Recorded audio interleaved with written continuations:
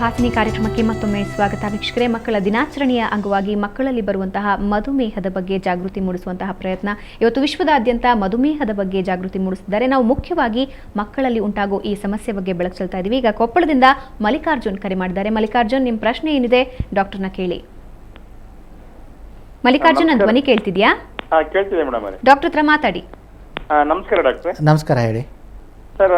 ನಮ್ಮ ಮಗ ಅಭಿಷೇಕ್ ಅಂತ ಹೇಳಿ, ಅವನಿಗೆ ನಿನ್ನೆ ಆರಾಮಿಲ್ಲ ಅಂತ ಡಾಕ್ಟರ್ ಹತ್ರ ತೋರಿಸಿದ್ವಿ. ಹೌದ್ರಿ. ತೋರಿಸಿದ ತಕ್ಷಣ ಡಾಕ್ಟರ್ ಹತ್ರ ಪರೀಕ್ಷೆ ಮಾಡಿದ್ರೆ ಅದು 140 ಏನೋ ನಾರ್ಮಲ್ ಇರ್ಬೇಕಂತ 240 ಬಂತದು. ಏನು ಶುಗರಾ? ಬ್ಲಡ್ ಇಂದ ರ್ಯಾಂಡಮ್ ಬ್ಲಡ್ ಒಳಗೆ ಅದು ಶುಗರ್. ಓಕೆ. ಅದು ತೊಂದರೆ ಆಗಿದೆ ಅಂತ ಅವನಿಗೆ. ಅಲ್ಲ, ನಿಮ್ಮ ಮಗು ಖಂಡಿತ ಶುಗರ್ ಲೆವೆಲ್ಸ್ ಹೈ ಇದೆ.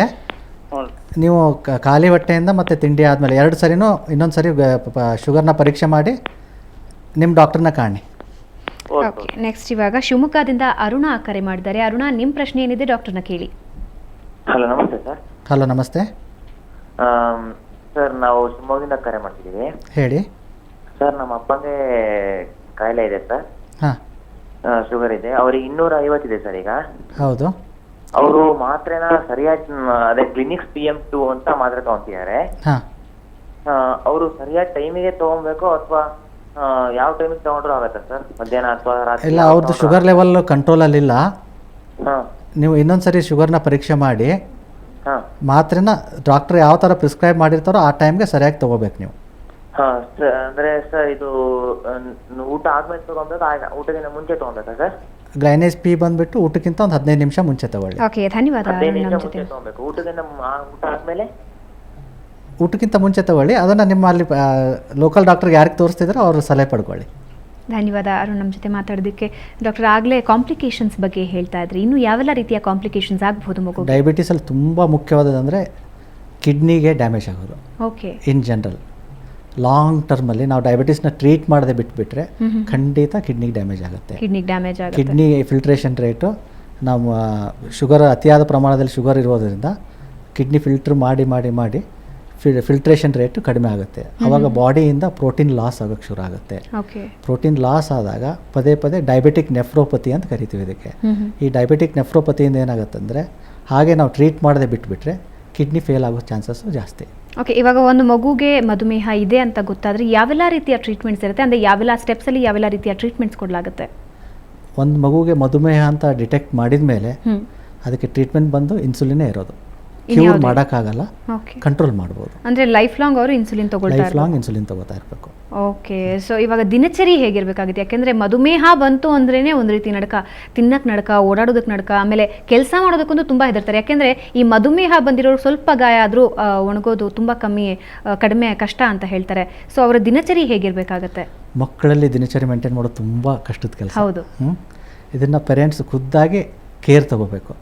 ಯಾವ ಥರ ಅಂದರೆ, ಎಸ್ಪೆಷಲಿ ಫುಡ್ಡಲ್ಲಿ ಅವ್ರ ಡಯಟ್ ಶುಗರ್ಗೆ ಯಾವ ಥರ ಇರಬೇಕಂದ್ರೆ ಅದೇ ಥರ ಮ್ಯಾನೇಜ್ ಮಾಡಬೇಕು. ಓಕೆ, ಇದ್ರ ಮಧ್ಯದಲ್ಲಿ ಇನ್ನೊಂದು ಪ್ರಶ್ನೆ ಕೇಳ್ತೀನಿ. ಸಾಮಾನ್ಯವಾಗಿ ಮಕ್ಕಳಲ್ಲಿ ಡಯಾಬಿಟೀಸ್ ಬರಲಿ ಅಥವಾ ದೊಡ್ಡವರಿಗೆ ಡಯಾಬಿಟೀಸ್ ಬರಲಿ, ಸಕ್ಕರೆ ಜಾಸ್ತಿ ತಿಂತಾರೆ, ಸ್ವೀಟ್ ಜಾಸ್ತಿ ತಿಂತಾರೆ, ಅದಕ್ಕೆ ಶುಗರ್ ಬರುತ್ತೆ ಅಂತ ಹೇಳೋದು ಇದೆ. ತುಂಬ ತಪ್ಪು.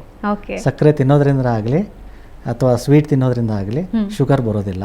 ಅಂದರೆ ಶುಗರ್ ಇರೋರು ಇದನ್ನೆಲ್ಲ ಅವಾಯ್ಡ್ ಮಾಡಬೇಕು. ಆದರೆ ಅದರಿಂದ ಮಾತ್ರ ಶುಗರ್ ಬರಲ್ಲ. ಶುಗರ್ ಬರೋದು ಇನ್ಸುಲಿನ್ ಕಡಿಮೆ ಆದಾಗ ಮಾತ್ರ ಶುಗರ್ ಬರುತ್ತೆ. ಓಕೆ. ಸೊ ಮಕ್ಕಳ ದಿನಚರಿ ಬಗ್ಗೆ ಹೇಳ್ತಿದ್ರೆ? ಓಕೆ, ಮಕ್ಕಳ ದಿನಚರಿ ಬಗ್ಗೆ ಅಂದರೆ ಫುಡ್ ತುಂಬ ಇಂಪಾರ್ಟೆಂಟು. ಮಕ್ಕಳಿಗೆ ತುಂಬ ಇಷ್ಟವಾದ ಫುಡ್ ಅಂದರೆ ಈ ಜಾಮು, ಹನಿ, ಕೇಕ್ಸು, ಪೇಸ್ಟ್ರೀಸು, ಅಲ್ಲಿಂದ ಈ ಕೂಲ್ ಡ್ರಿಂಕ್ಸು, ಇಂಥದ್ದೆಲ್ಲ ಖಂಡಿತವಾಗಿ ಸ್ಟ್ರಿಕ್ಟ್ಲಿ ಸ್ಟಾಪ್ ಮಾಡಬೇಕು. ಏನು ಕೊಡಬೇಕಾಗತ್ತೆ ಅವ್ರ ಆರೋಗ್ಯ ಚೆನ್ನಾಗಿರಬೇಕು ಅಂದರೆ? ಆರೋಗ್ಯ ಚೆನ್ನಾಗಿರ್ಬೇಕಂದ್ರೆ ಬ್ಯಾಲೆನ್ಸ್ ಡಯಟ್ ಅಂತೀವಿ. ಅಂದರೆ ಕಾರ್ಬೋಹೈಡ್ರೇಟು, ಪ್ರೋಟೀನು, ಅಲ್ಲಿಂದ ಫ್ಯಾಟ್ಸು. ಏನಂದರೆ ಯಾವ ಥರ ಪ್ರಿಸ್ಕ್ರೈಬ್ ಮಾಡಿರ್ತೀವಿ ಅದೇ ಥರನ ಅವ್ರು ಫಾಲೋ ಮಾಡಬೇಕಾಗತ್ತೆ. ಅಂದರೆ ಜಾಸ್ತಿ ವೆಜಿಟೇಬಲ್ಸ್ ಕೊಡಬೇಕು. ಅಲ್ಲಿಂದ ಡಯಟ್ ರಿಚ್ ಇನ್ ಫೈಬರ್ ಅಂತೀವಿ. ಅಂದರೆ ಜ್ಯೂಸ್ ಕೊಡೋದ್ರ ಬದಲಿಗೆ ಹಣ್ಣೇ ತಿನ್ನಿಸಿ. ಎಸ್ಪೆಷಲಿ ಆ್ಯಪಲ್ಲು, ಪಪ್ಪಾಯ, ಅಲ್ಲಿಂದ ಪಿಯರ್ ಫ್ರೂಟ್ ಅಂತೀವಲ್ವ, ಪಿಯರ್ ಫ್ರೂಟು ಕೊಡ್ಬೋದು ಮಕ್ಕಳಿಗೆ. ನಾವು ಯಾವ ಫ್ರೂಟ್ ಅವಾಯ್ಡ್ ಮಾಡಬೇಕಂದ್ರೆ ಮ್ಯಾಂಗೋ, ಸೀತಾಫಲ, ಅಲ್ಲಿ ಬನಾನಾ, ಇಂಥದ್ದೆಲ್ಲ ಅವಾಯ್ಡ್ ಮಾಡಬೇಕಾಗತ್ತೆ. ಜಾಸ್ತಿ ಅಲ್ಲಿಂದ ವೀಟು ಅಂದರೆ ಚಪಾತಿ, ರೊಟ್ಟಿ, ಜೋಳದ ರೊಟ್ಟಿ, ಅನ್ನ ಅವಾಯ್ಡ್ ಮಾಡಬೇಕಾ? ಅನ್ನ ಅಂದರೆ ಬರೀ ಅನ್ನ ತಿನ್ನಬಾರ್ದು, ಅನ್ನನ ಕಡಿಮೆ ಮಾಡಬೇಕಾಗತ್ತೆ. ಓಕೆ. ಫಿಸಿಕಲ್ ಆಕ್ಟಿವಿಟೀಸ್ ಬಗ್ಗೆ ಏನು ಹೇಳ್ತೀರಾ? ಅಂದರೆ ಮಕ್ಕಳಂದರೆ ಆಟ ಆಡೇ ಆಡ್ತಾರೆ, ಅದ್ರ ಜೊತೆಗೆ ದೇಹಕ್ಕೆ ವ್ಯಾಯಾಮ ಕೂಡ ಬೇಕಾಗತ್ತೆ. ತುಂಬ ಮುಖ್ಯವಾದ ಪ್ರಶ್ನೆ ಇದು. ಏನಂದರೆ ಇವಾಗಿನ ಮಕ್ಕಳಲ್ಲಿ ಆಲ್ಮೋಸ್ಟ್ ಫಿಸಿಕಲ್ ಆ್ಯಕ್ಟಿವಿಟಿನೇ ನಿಂತು ಹೋಗಿದೆ ಹೌದು ಅಂತ ಹೇಳ್ಬೋದು. ಯಾಕಂದರೆ ಸ್ಟೇಡಿಯಮ್ಗೆ ಆಲ್ಮೋಸ್ಟ್ ಆಲ್ ಯಾವ ಮಕ್ಕಳು ಹೋಗಲ್ಲ ಈಗ. ಹೌದು. ಸ್ಕೂಲ್ ಆಯಿತು ಅಂದರೆ ಆಲ್ಮೋಸ್ಟ್ ಆಲ್ ಕಂಪ್ಯೂಟರ್ ಮೇಲೆ ಕೂತಿರ್ತಾರೆ ಅಥವಾ ಟಿ ವಿ ನೋಡ್ತಾ ಇರ್ತಾರೆ. ಇದನ್ನು ಸೆಡೆಂಟ್ರಿ ಲೈಫ್ ಸ್ಟೈಲ್ ಅಂತೀವಿ. ಇದಕ್ಕೆ ನಾವು ಪೇರೆಂಟ್ಸ್ಗೆ ರಿಕ್ವೆಸ್ಟ್ ಮಾಡ್ಕೊಳ್ಳೋದೇನೆಂದರೆ ಮಕ್ಕಳನ್ನ ಜಾಸ್ತಿ ಸ್ವಲ್ಪ ಆಟ ಆಡೋದ್ರಲ್ಲಾಗಲಿ ಸ್ವಲ್ಪ ಫಿಸಿಕಲ್ ಆ್ಯಕ್ಟಿವಿಟಿನ ಇಂಪ್ರೂವ್ ಮಾಡೋಕ್ಕೆ ತಿಳಿ ಹೇಳಿ ಅದನ್ನು ಇಂಪ್ರೂವ್ ಮಾಡಬೇಕು. ಅಲ್ಲಿಂದ ಅದ್ರ ಜೊತೆಗೆ ಒಳ್ಳೆಯ ಡಯಟ್ ಹ್ಯಾಬಿಟ್ಸು ಅದನ್ನು ಮೇಂಟೈನ್ ಮಾಡಬೇಕು. Okay, thank you so much doctor. ಅಂದರೆ ಮಕ್ಕಳ ಬಗ್ಗೆ ಡಯಾಬಿಟೀಸ್ ಬರುತ್ತೆ ಅನ್ನೋದೇ ತುಂಬ ಜನಕ್ಕೆ ಗೊತ್ತಾಗಲ್ಲ, ಬಂದರೆ ಯಾವ ರೀತಿ ಟ್ರೀಟ್ ಮಾಡಬೇಕು ಅನ್ನೋದು ಗೊತ್ತಾಗಲ್ಲ. ಅದ್ರ ಬಗ್ಗೆ ಸಾಕಷ್ಟು ಇನ್ಫಾರ್ಮೇಷನ್ ಕೊಟ್ರಿ, ಥ್ಯಾಂಕ್ ಯು. ನಮಸ್ಕಾರ ವೀಕ್ಷಕರೇ, ಇವತ್ತು ಮಕ್ಕಳ ದಿನಾಚರಣೆ ಅಂಗವಾಗಿ ಮಕ್ಕಳ ಮಧುಮೇಹದ ಬಗ್ಗೆ ಗಮನ ಕೊಡ್ತಿದ್ದೀವಿ.